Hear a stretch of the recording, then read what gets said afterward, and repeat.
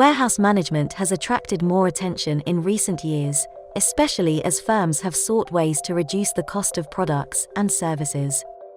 In the past, managers would have focused almost exclusively on the cost of manufacturing, but today, those same means toward efficiency and productivity improvement are being applied toward the storage and handling of products. Managers keep inventories because they buffer against uncertainty in demand, overproduction, or simply because executives feel more secure having more stock available. More inventories, however, mean more storage and handling requirements. This means more space needed to rent or buy, more handling equipment to procure, and higher overhead expenses to oversee the additional requirements. But as managers focus on the efficient utilization of space and the productivity of their equipment and personnel, they sometimes miss out on another significant cost area: inventory losses. An inventory loss occurs when a product on stock becomes unsaleable or physically lost. The common sources of inventory losses are damaged goods. A broken package, a contaminated item, and a torn carton are examples of damaged merchandise. Damaged items can be salvaged, especially if the problem is limited to just the packaging. Expiration. Pharmaceutical and perishable foods are sensitive to how long they are in storage, or shelf life, as it is commonly called. Aging of products often change the chemical makeup of items and cause them to spoil or become unconsumable. But expiration is not limited to just time. Expiration may also accelerate if products cannot adapt to warehouse conditions such as temperature, humidity, and air quality. Mistakes. People make mistakes, and errors in counting and measurements lead to incidences such as wrong assignments, and eventually the physical loss of an item. An example is when a bulk material is classified as a different material, and ends up stored in the wrong place.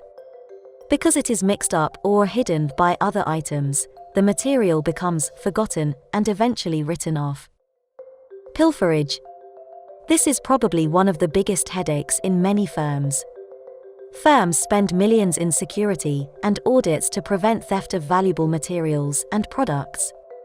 It is a myth that pilferage only occurs in third world countries and in high-crime neighborhoods. Theft is all too common in companies around the world, from small firms to global multinationals. What can one do to avoid or limit inventory losses? Control receiving. Losses occur a great deal at the point of warehouse receiving, and many come from mistakes in counting and measurement. But this does not mean that all materials should be examined 100%. Statistical sampling, regular calibration of measuring equipment, and proper layout of checkpoints with supporting procedures can bring down potential losses to a minimum. Control picking and deliveries. Finished goods cost more than materials, but controls similar to that at receiving may just be as useful.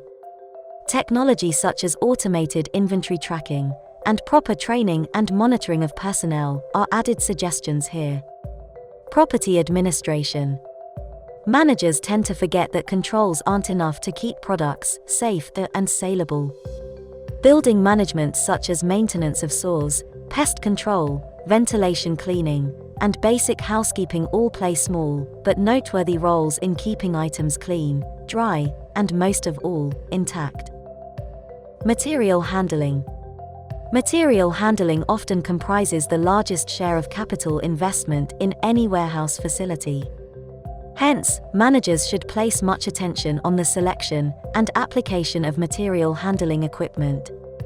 Much loss in inventory due to damage have occurred, due to poor selection and training in material handling equipment. Physical inventory management. Aside from managing how much to keep and how much to make, there is also the management of how stocks are rotated and handled. First in, first out is a common policy falling under this category, although it may not be totally applicable for all products. Cycle counts, document control, and updated quality control tagging are other examples of physical inventory management best practices. Warehousing has become a significant cost item in the firm's total product cost. Managers would do well to place focus on how much they spend for storage and handling. At the same time, firms need to increase the visibility of the cost of inventory losses, which can be a major cost factor. Controls play an important role in minimizing loss, but one should not forget other areas such as property administration, material handling, and how inventory is physically managed. Thank you for watching. Please hit the subscribe button and visit us at www.prosaltsconsulting.com for more information.